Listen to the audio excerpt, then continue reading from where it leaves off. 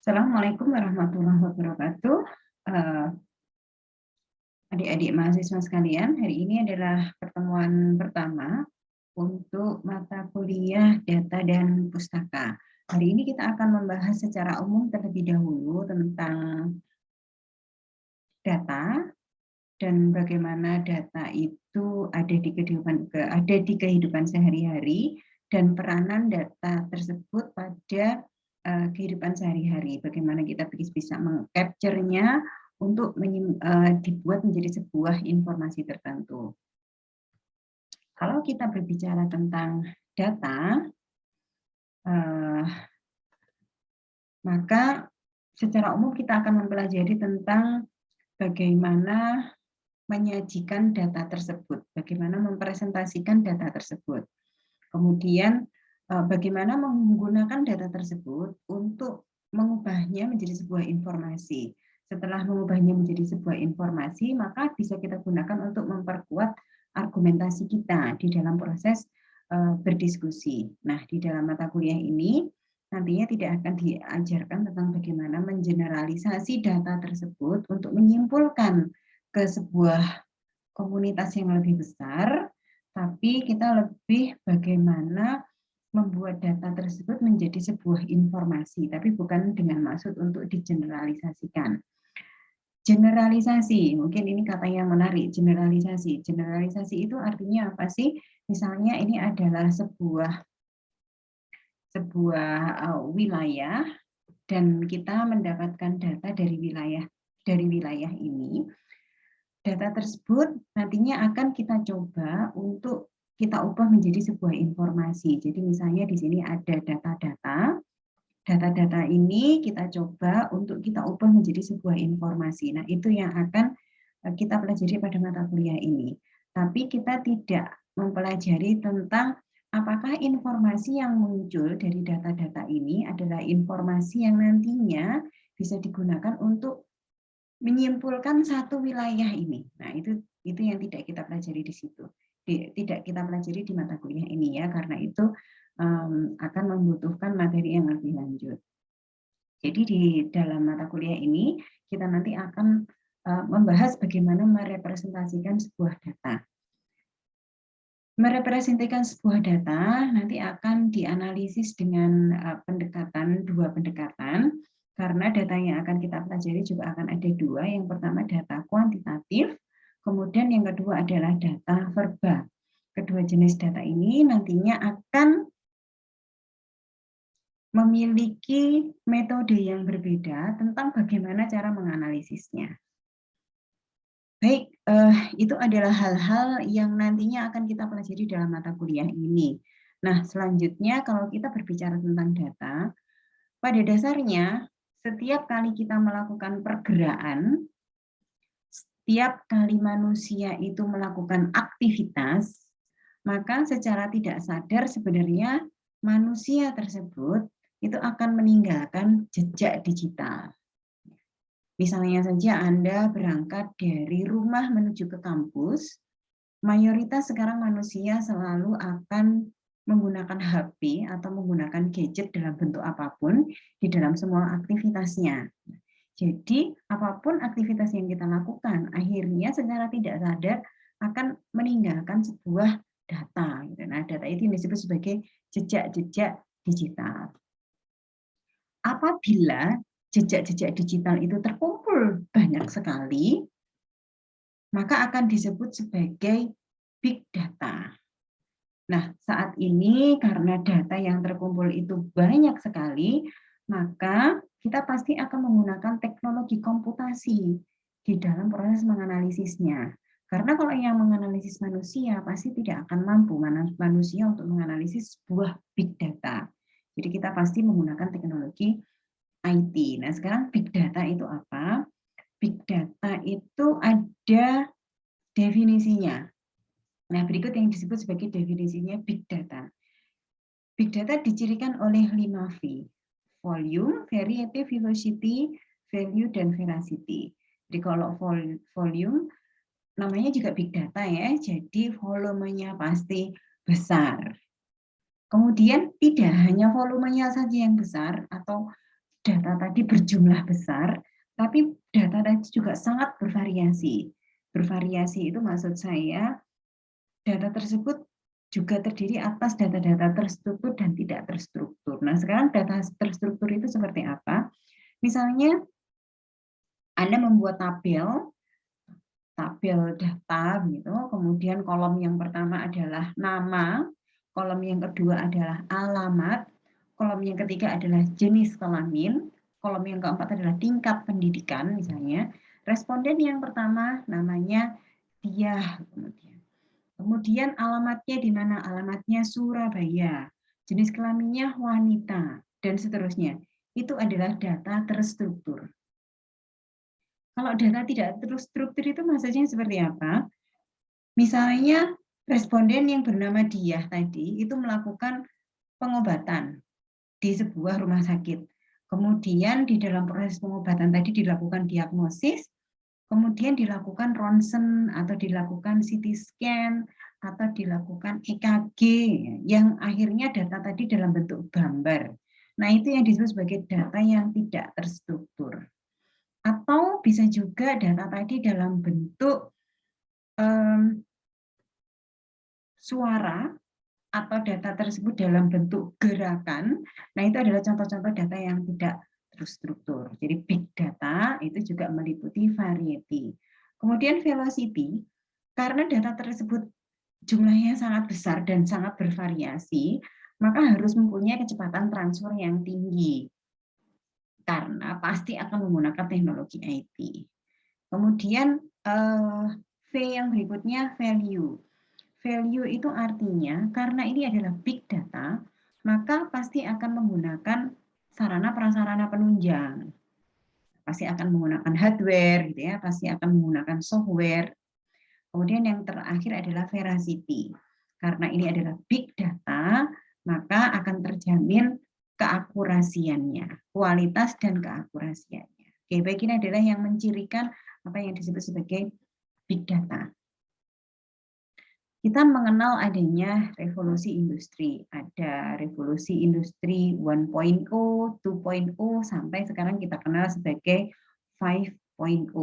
Ini adalah urutan-urutannya, mulai dari kita mengenal adanya mesin uap, kemudian berubah mengenal menjadi listrik, kemudian di awal tahun 70-an sudah mengenal adanya teknologi informasi, mulai ada telepon, kemudian mulai ada teknologi wireless sampai yang saat ini menjadi Society 5.0 itu sudah mengenal adanya teknologi artificial intelligence gitu ya, robot atau IoT, Internet of Things. Jadi perubahannya sudah menggunakan semakin menggunakan teknologi informasi yang semakin pesat. Nah, ini perubahan-perubahan yang terjadi dan ini nanti akan mempengaruhi sumber data yang yang bisa digunakan sampai kemudian metode yang bisa digunakan di dalam mengubah data tersebut menjadi sebuah informasi. Ini beberapa contoh-contoh big data. Jadi pada dasarnya big data ini data yang sudah terkolek, ya, data yang sudah terkolek. Jadi tidak kemudian kita tidak melakukan survei untuk mengkolek data tersebut, itu mayoritas tidak seperti itu, tapi kita memanfaatkan data yang sudah terkolek. Mudahnya, misalnya, mungkin Anda saat ini sebagai generasi masa yang sekarang, itu sangat tidak terlepas dengan media sosial. Anda memakai Instagram, memakai Facebook, atau yang lainnya, TikTok, atau yang lainnya ya. Pada waktu proses memakai tersebut, itu artinya Anda meninggalkan data Anda di situ. Entah itu data dalam bentuk komentar, entah sharing informasi, entah video, itu semua adalah data. Yang menggunakan media tersebut, itu orang seluruh dunia, artinya menjadi sebuah data yang sangat besar sekali. Dan data yang sangat besar sekali itu sangat potensial. Misalnya sebuah industri tertentu ini ingin mengeluarkan atau ingin mensasar produk-produk untuk ibu hamil. Bagaimana si perusahaan tersebut bisa mengetahui ibu hamil itu letaknya ada di mana, rumahnya ada di mana. Jadi sasaran-sasaran strategisnya dia adalah khusus ibu hamil. Nah, dengan menggunakan akun-akun media sosial Instagram gitu ya, atau Facebook atau yang lainnya, maka dia akan bisa dengan mudah untuk mendapatkan sasaran-sasaran tersebut. Misalnya mengadakan iklan tertentu gitu, dan iklan tadi untuk ibu hamil pada usia sekian sampai usia sekian, katakanlah misalnya melalui YouTube, maka YouTube akan menyediakan fasilitas bahwa produk ini adalah produk yang biasa. Jadi si konten tersebut itu biasa ditonton oleh orang dengan usia sekian sampai sekian. Si YouTube pasti sudah akan memapping itu, sehingga iklan-iklan yang akan keluar itu juga iklan-iklan yang sesuai dengan usia di mana konten tersebut banyak dilihat orang. Nah, itu salah satu pemanfaatan big data, salah satu contoh-contoh big data. Atau juga big data dalam bentuk rekaman-rekaman yang mungkin sudah dilakukan oleh pemerintah. Seperti kita sekarang banyak memakai aplikasi Peduli Lindungi ya. Saat ini aplikasi Peduli Lindungi juga masih digunakan di dalam proses ketika kita menggunakan transportasi umum. Atau juga kita di dalam Peduli Lindungi itu ada konten-konten yang lain, misalnya sertifikat vaksin, mendaftar vaksin, mencari fasilitas kesehatan terdekat, dan lain sebagainya. Itu semua adalah big data. Jadi pada umumnya mayoritas kita tidak mengkolek sendiri data tersebut, tapi menggunakan apa yang sudah ada, apa yang sudah di-create. Oke, di dalam proses menggunakan data itu ada hal-hal yang harus kita patuhi, karena menggunakan data itu ada aspek etikanya. Kenapa ada aspek etikanya? Seringkali orang tidak memperhatikan hak orang lain ketika data orang tersebut kita pakai. Jadi kadang-kadang ada data yang sifatnya confidentiality, jadi tidak boleh disebarkan ke orang lain. Oleh karena itu muncullah regulasi. Jadi ada beberapa regulasi tentang proses pemakaian data, misalnya Undang-Undang Nomor 14 tentang keterbukaan informasi publik, atau undang-undang tersebut sudah Undang-Undang Nomor 11 yang sudah diubah menjadi Undang-Undang Nomor 19 dan lainnya. Intinya undang-undang ini adalah melindungi data pribadi.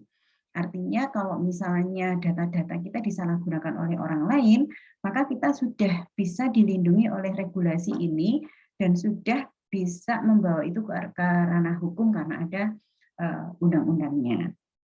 Namun sayangnya kecepatan teknologi informasi itu sangat lebih cepat daripada kecepatan penyusunan undang-undang. Jadi undang-undangnya sudah selesai, undang-undang ini masih berlaku untuk teknologi informasi yang kemarin. Teknologi informasinya berkembang lebih cepat daripada undang-undangnya. Nah, itu yang menjadi masalah, sehingga aspek regulasi ini lebih sering dikalahkan oleh kecepatan IT itu berkembang. Pada dasarnya data itu digunakan untuk membantu kita menerjemahkan sebuah fenomena. Jadi kita menghadapi sebuah masalah yang ada di masyarakat, untuk bisa menyelami masalah tersebut, maka kita membutuhkan data. Maka dari itu, kita harus mempunyai kemampuan bagaimana membaca sebuah data. Karena data tadi itu pasti berserakan di mana-mana. Di dalam sebuah fenomena di masyarakat, data itu berserakan di mana-mana.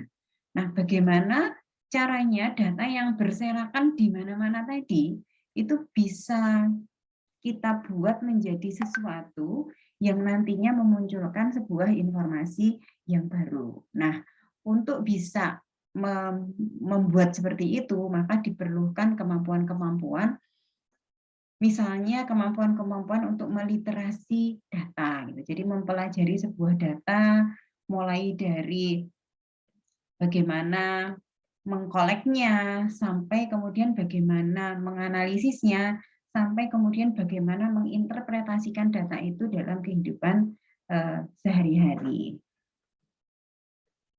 Mengapa literasi itu penting? Jadi literasi itu sebenarnya adalah proses untuk mendeskripsikan seagregat atau sekelompok data menjadi sebuah informasi tertentu. Jadi kita tidak menganalisis sebuah data itu hanya berdasarkan intuisi kita saja atau perasaan saja atau dicocok-cocokkan gitu. Tapi kita harus bisa mengemas data tersebut itu menjadi sesuatu yang memang lebih mudah dipahami. Seringkali pada waktu kita ingin menginterpretasikan sebuah data, itu hasil interpretasinya malah membuat orang lain menjadi lebih bingung. Gitu. Nah, itu berarti kita belum bisa menginterpretasikan sekelompok data itu tadi dengan baik. Nah, oleh karena itu, di dalam mata kuliah ini dipelajari tentang bagaimana bagaimana menginterpretasikan data itu menjadi lebih mudah dipahami.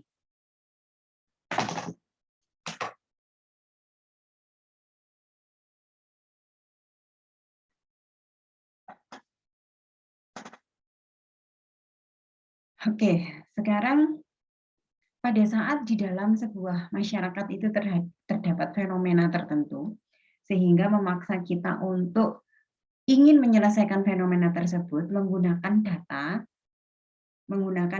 yang pada saat itu berserakan di mana-mana. Di dalam proses menyelesaikan masalah tersebut, misalnya ada dua kelompok peneliti. Dua kelompok peneliti tadi menyelesaikan fenomena tadi itu dengan dataset yang sama. Apakah kemudian memungkinkan kesimpulannya itu akan berbeda? Kira-kira mungkin tidak. Jawabannya adalah sangat mungkin. Nah, berikutnya, kenapa sangat mungkin? Kenapa bisa? Apakah bisa kemudian dataset yang sama itu diinterpretasikan oleh dua kelompok peneliti yang berbeda akan menyimpulkan hal yang berbeda? Sangat bisa. Sangat bisa itu terjadi. Nah, adanya gap hasil penelitian yang dilakukan oleh dua kelompok peneliti tadi itu adalah sesuatu yang mungkin bisa menimbulkan masalah juga. Nah, masalah itu yang disebut sebagai krisis reproducibility. Jadi ketika penelitian yang sama dilakukan oleh peneliti yang lain menghasilkan hasil yang berbeda. Nah, apa penyebabnya? Banyak sekali penyebabnya. Oleh karena itu, krisis reproducibility ini itu sebenarnya juga merupakan gap yang perlu diselesaikan. Kenapa bisa seperti itu? Apakah kemudian adanya perbedaan itu karena memang fenomena yang sedang diamati tadi menjadi lebih berkembang sehingga hasilnya menjadi berbeda atau bagaimana? Nah, itu sebenarnya berbeda bukan melulu sebuah hal yang salah, tapi juga bukan melulu sebuah hal yang benar juga. Nah, untuk itu kita akan lebih mengenal terlebih dahulu apa sih yang disebut sebagai reproducibility di dalam penelitian. Oke, kita dengarkan terlebih dahulu video berikut ini ya. Sebentar, Budia akan share terlebih dahulu YouTube-nya. Bisa ditunggu sebentar.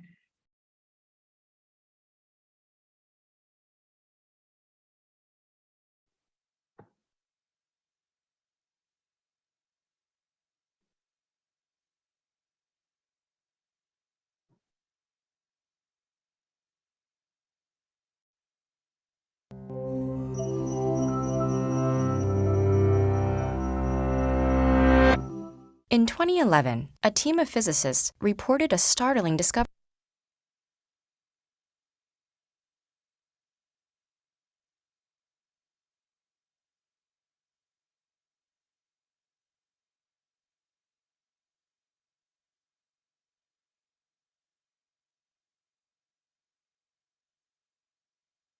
Neutrinos traveled faster than the speed of light by 60 billionths of a second in their 700. In 2011, a team of physicists reported a startling discovery. Neutrinos traveled faster than the speed of light by 60 billionths of a second in their 730-kilometer trip from Geneva to a detector in Italy.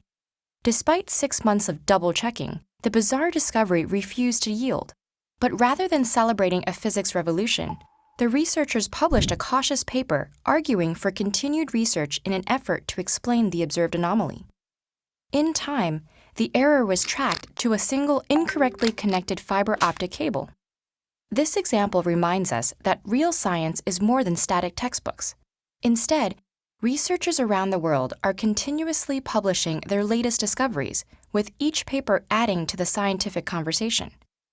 Published studies can motivate future research, inspire new products, and inform government policy. So it's important that we have confidence in the published results. If their conclusions are wrong, we risk time, resources, and even our health in the pursuit of false leads. When findings are significant, they are frequently double-checked by other researchers, either by reanalyzing the data or by redoing the entire experiment. For example, it took repeated investigation of the CERN data before the timing error was tracked down. Unfortunately, there are currently neither the resources nor professional incentives to double-check the more than 1 million scientific papers published annually. Even when papers are challenged, the results are not reassuring. Recent studies that examined dozens of published pharmaceutical papers managed to replicate the results of less than 25% of them, and similar results have been found in other scientific disciplines. There are a variety of sources for irreproducible results. Errors could hide in the original design, execution, or analysis of the data. Unknown factors such as patients' undisclosed condition in a medical study can produce results that are not repeatable in new test subjects. And sometimes the second research group can't reproduce the original results simply because they don't know exactly what the original group did. However, some problems might stem from systematic decisions in how we do science. Researchers, the institutions that employ them, and the scientific journals that publish findings are expected to produce big results frequently. Important papers can advance careers, generate media interest, and secure essential funding, so there's slim motivation for researchers to challenge their own exciting results. In addition, little incentive exists to publish results unsupportive of the expected hypothesis. That results in a deluge of agreement between what was expected and what was found. In rare occasions, this can even lead to deliberate fabrication, such as in 2013 when a researcher spiked rabbit blood with human blood to give false evidence that his HIV vaccine was working. The publish or perish mindset can also compromise academic journals' traditional peer review processes, which are safety checks where experts examine submitted papers for potential shortcomings. The current system, which might involve only 1 or 2 reviewers, can be woefully ineffective.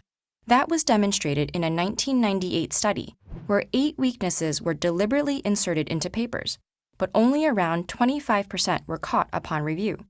Many scientists are working toward improving reproducibility in their fields. There's a push to make researchers' raw data, experimental procedures, and analytical techniques more openly available in order to ease replication efforts.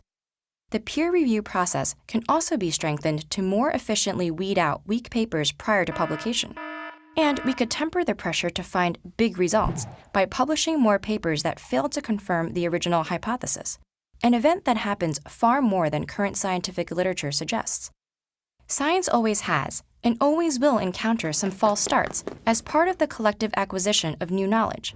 Finding ways to improve the reproducibility of our results can help us weed out those false starts more effectively, keeping us moving steadily toward exciting new discoveries.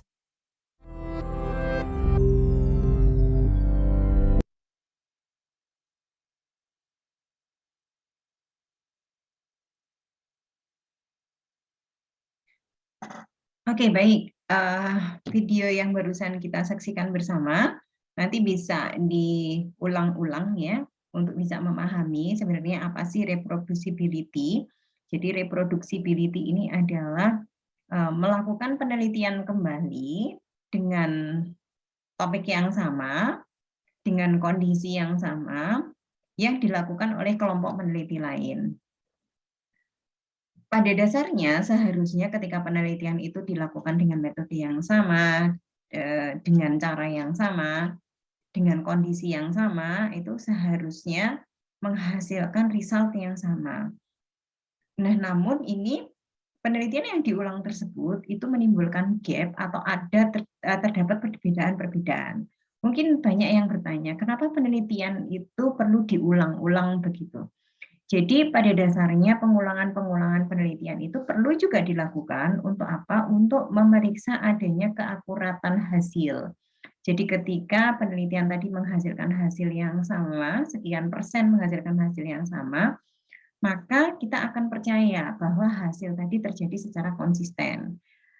Jadi bukan karena sesuatu yang memang random terjadi, tapi karena hasil tadi itu mengeluarkan result secara konsisten. Nah, yang menjadi masalah adalah ketika terjadi gap antar penelitian-penelitian tersebut pada kondisi yang sama. Makanya disebut sebagai reproducibility crisis. Nah, kondisi ini itu kenapa bisa terjadi? Banyak hal. Yang pertama bisa jadi karena awal penelitian dilakukan pada kondisi yang mungkin tidak sama. Jadi supporting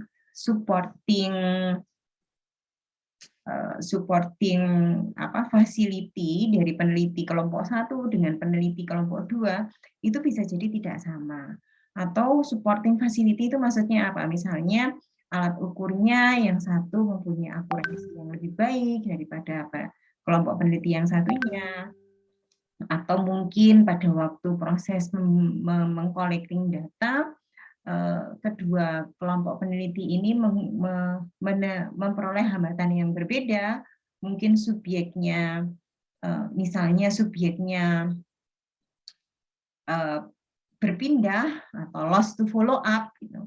Subjeknya tidak bisa dicari kembali atau banyak sekali yang mungkin terjadi di dalam proses melakukan penelitian itu. Itu yang pertama. Jadi pada proses penelitiannya. Kemudian yang kedua, setelah penelitian tadi dilakukan, kemudian mendapatkan data, maka penelitian tadi akan ditulis. Ditulis menjadi sebuah manuskrip artikel yang kemudian disubmitkan ke jurnal. Nah, ketika proses disubmitkan ke jurnal tadi, itu juga akan banyak hal yang mungkin bisa terjadi pada proses review-review pada saat kita masuk ke jurnal. Jadi pada saat kita mensubmitkan artikel kita di sebuah jurnal, maka jurnal tadi pasti akan terdapat tim editornya dan juga tim reviewernya. Nah, bisa jadi komen-komen yang keluar dari tim editor dan reviewer pada jurnal-jurnal tersebut itu bisa jadi akan sedikit mengubah kondisi hasil penelitiannya. Nah, itu juga menjadi salah satu penyebab juga hasil-hasil penelitian menjadi berbeda.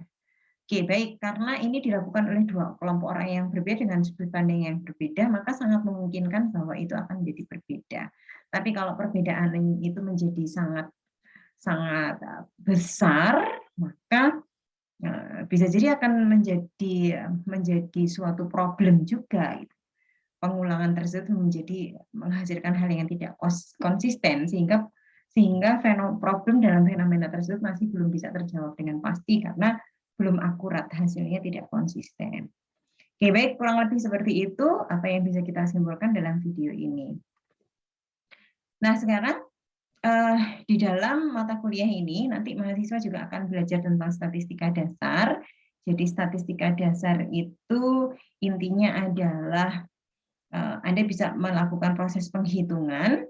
Jadi di dalam proses penghitungan tadi yang pasti Anda paham tentang logikanya. Jadi tidak hanya menghitung A ditambah B sama dengan C saja, tapi kenapa A, kenapa B, kenapa C, gitu. Kenapa A harus ditambah dengan B, dan lain sebagainya. Jadi harus mengetahui logika dasarnya, dan juga harus tahu bagaimana caranya. A ditambah B itu bagaimana cara menghitungnya. Kemudian Anda juga harus bisa untuk menggabung-gabungkan atau mengkombinasi-kombinasi antar metode. oh ketika saya menggunakan metode ini, maka koneksinya dengan metode yang sebelumnya sudah saya pelajari seperti apa ya. Nah, itu harus bisa mengkoneksikan apa sih hubungannya titik sentral dengan dispersi. Nah, harus bisa mengetahui maknanya dengan dua ukuran yang berbeda. Kemudian setelah itu juga bisa menginterpretasikan apa yang sudah Anda hitung. Ini adalah beberapa isu-isu yang kaitannya dengan data ya. Kalau tadi kita sudah belajar pada waktu kita menggunakan data itu kita tidak boleh lepas dari etika ya. Oleh karena itu kan ada regulasi-regulasi yang seperti slide-slide sebelumnya sudah kita pelajari. Nah, ini hampir mirip dengan itu, sesuatu yang sifatnya berhubungan dengan etika. Yang pertama, keamanan data. Pada saat kita sudah mempunyai data, maka kita wajib menjaga data tersebut aman dari pihak-pihak yang tidak bertanggung jawab. Ada banyak bagian-bagian data itu yang sifatnya konfidensial, gitu. Sifatnya hanya merupakan haknya seseorang untuk data itu adalah datanya dia, tidak boleh disebarluaskan. Itu yang pertama. Yang kedua, informed consent. Jadi pada saat kita mengkolek data pada seseorang, maka seseorang tadi harus menyetujui kalau kita mengambil datanya yang bersangkutan. Jadi harus ada informed consent-nya. Kemudian yang ketiga, anonimitas dan kerahasiaan. Artinya kita harus bisa menjamin nama subjek yang sedang kita kolek datanya itu kita jamin kerahasiaannya. Jadi misalnya kita sedang menelaah tentang data kinerja, gitu. Kemudian kita bisa mendapatkan data ada beberapa pegawai yang kinerjanya rendah atau juga ada beberapa pegawai yang kinerjanya tinggi, maka kita harus menganonimitaskan siapa-siapa saja yang kinerjanya rendah, siapa-siapa saja yang kinerjanya tinggi. Jangan sampai kemudian dari hasil analisis kita, kemudian orang tersebut itu di PHK misalnya karena teridentifikasi kinerjanya rendah, nah itu tidak etis ketika kita melakukan penelitian seperti itu. Jadi harus anonimitas, kerahasiaannya harus tetap kita jaga. Kemudian yang keempat, disclosure risk. Jadi pada saat kita mengkolek data, kita harus menyampaikan kepada subjek yang sedang kita amati tentang resiko-resiko yang mungkin akan terjadi. Jadi misalnya pada waktu kita proses melakukan pengamatan, melakukan observasi, kemudian yang bersangkutan tiba-tiba terkena misalnya diare atau tiba-tiba terkena alergi, maka kita harus mampu menyampaikan dengan baik risiko apa yang nantinya akan terjadi. Oke, itu adalah kejujuran atau pengungkapan resiko-resiko yang mungkin akan terjadi. Dan kalau misalnya resiko itu memungkinkan untuk terjadi, maka sebagai seorang peneliti kita harus ada tindakan, ada perencanaan tindakan seandainya hal itu memang terjadi. Seandainya terjadi ruam-ruam, misalnya kita memberikan tindakan kepada seorang subjek, terjadi ruam-ruam merah, maka kita juga harus mempunyai desain untuk bagaimana caranya menanggulangi tersebut. Apakah kemudian dibawa ke dokter atau bagaimana, nah itu harus ada langkah-langkah yang pasti jika terdapat kondisi-kondisi beresiko. Ya, baik, ini adalah bahan diskusi.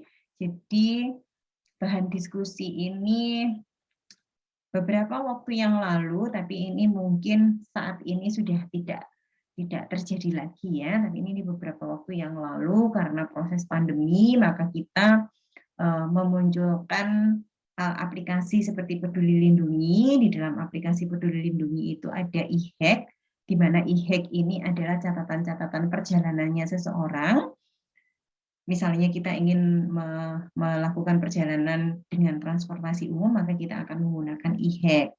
Nah, awal-awal e-hack ini diciptakan, ada kondisi datanya bocor ke publik. Nah, hal-hal seperti ini menurut Anda bagaimana? Gitu. Karena hal-hal e-hack ini ada kaitannya dengan bisnis transportasi umum, gitu. Sehingga informasi atau hacker-hacker itu relatif kemudian merasa, nah ini sasaran empuk, gitu. Nah, bagaimana menurut Anda kondisi seperti ini? Nah, silakan kemudian bisa didiskusikan lebih lanjut. Jadi yang ini bertanda bergambar orin-orin ini, nah ini nanti bisa diklik untuk lebih mengetahui apa sih maksudnya, gitu. Apa sih maksudnya kasus yang menjadi studi kasus ini. Kemudian yang kedua juga sama, jadi studi mengenai efektivitas ivermectin dalam meringankan gejala COVID-19. Nah, ini juga begitu, ada keraguan-keraguan yang dimunculkan apakah memang ivermectin ini merupakan obat yang bisa digunakan untuk meringankan gejala COVID-19. Jadi kondisi-kondisi yang meragukan tersebut dikumpulkan oleh sebuah perusahaan. Nah, ini juga sesuatu yang mungkin sensitif karena artinya ada perusahaan-perusahaan obat yang akan diuntungkan gitu karena obatnya diklaim sebagai obat yang dapat meringankan gejala COVID-19. Nah, bagaimana menurut Anda? Karena ada beberapa perusahaan yang meragukan efektivitas dari obat ini. Silakan nanti didiskusikan juga apa betul datanya dipalsukan dan lain sebagainya. Silakan menjadi bahan diskusi di dalam sesi diskusi ini.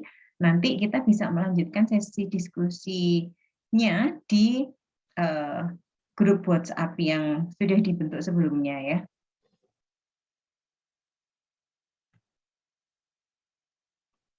Oke, ini adalah contoh video yang lainnya. Jadi contoh video yang nantinya akan kita saksikan ini lebih ke etika. Jadi etiskah kalau kita menggunakan data tersebut untuk kepentingan ini? Silahkan dilihat, kemudian digunakan sebagai bahan diskusi selanjutnya ya.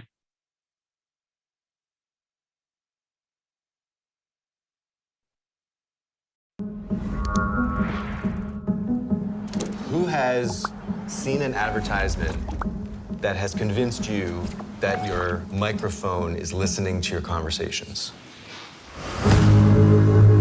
All of your interactions, your credit card swipes, web searches, locations, likes, they're all collected in real time into a $1 trillion a year industry. The real game changer was Cambridge Analytica. They'd worked for the Trump campaign and for the Brexit campaign. They started using information warfare. Cambridge Analytica claimed to have 5,000 data points on every American voter. I started tracking down all these Cambridge Analytica ex-employees. Someone else that you should be calling to the committee is Brittany Kaiser. Brittany Kaiser, once a key player inside Cambridge Analytica, casting herself as a whistleblower. The reason why Google and Facebook are the most powerful companies in the world is because last year data surpassed oil in value. Data is the most valuable asset on Earth. We targeted those whose minds we thought we could change until they saw the world the way we wanted them to. I do know that their targeting tool was considered a weapon. There is a possibility that the American public have been experimented on. This is becoming a criminal matter. When people see the extent of the surveillance, I think they're going to be shocked. And I still fear for your life. Yeah. With the powerful people that are involved. But I can't keep quiet just because it'll make powerful people mad. Data rights should be considered just fundamental rights. This is about the integrity of our democracy. These platforms which were created to connect us have now been weaponized. It's impossible to know what is what, because nothing is what it seems.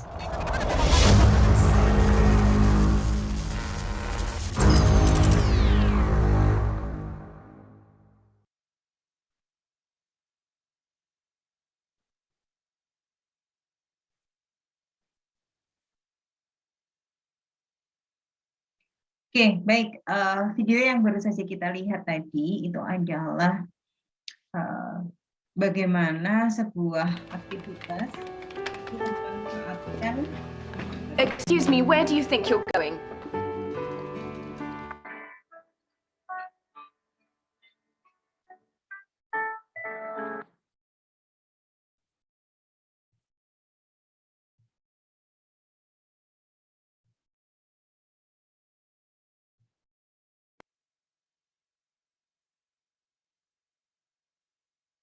Oke, baik. Video yang baru saja kita saksikan ini tadi adalah menampilkan bagaimana sebuah aktivitas menggunakan data. Cuman aktivitas menggunakan data ini tadi dilakukan dengan bisa dikatakan tidak etis. Gitu. Sebenarnya apa sih yang dilakukan? Ada mungkin bisa disimpulkan seperti ini. Di dalam proses kampanye, maka proses kampanye tadi itu membutuhkan bagaimana mempelajari para masyarakat, kelompok masyarakat, supaya nanti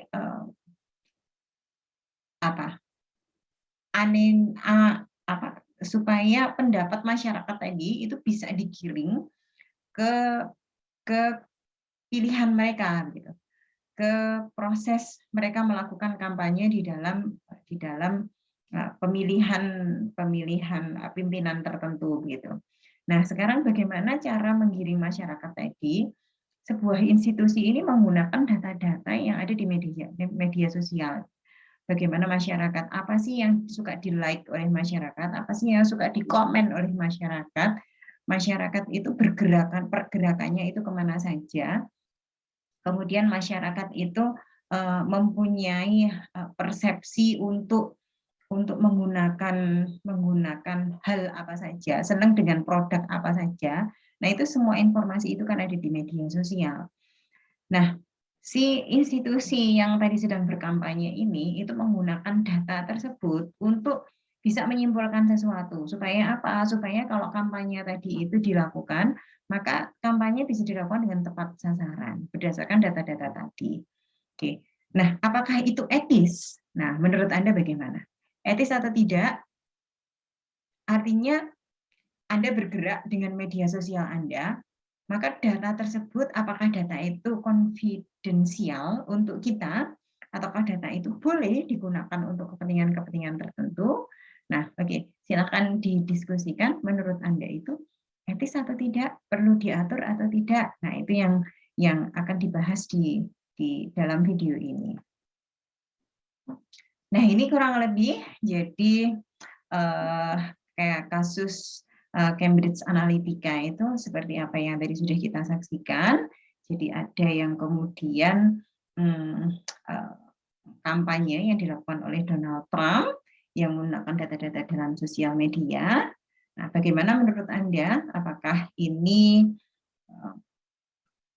ini merupakan sesuatu yang etis karena data-data ini digunakan tanpa persetujuan dari kita? Oke, silahkan digunakan sebagai bahan diskusi untuk mempelajari tentang etika data. Oke, baik, terima kasih.